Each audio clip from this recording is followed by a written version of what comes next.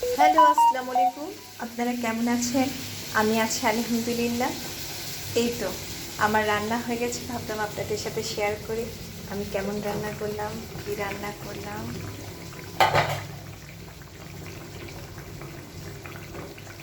বেগুন দিয়ে আলু দিয়ে আমি একটা মাছ ভুনা করে রান্না করেছি। রান্নাটা দেখতে কেমন হয়েছে?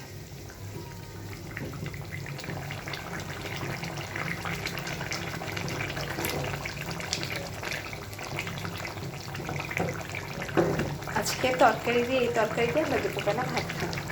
আরও উস্তা ভাজি থাকবে, কাঁঠাল বিচির ভর্তা থাকবে। এভাবে করে করে নিলাম, একটু পর বেটে ফেলবো।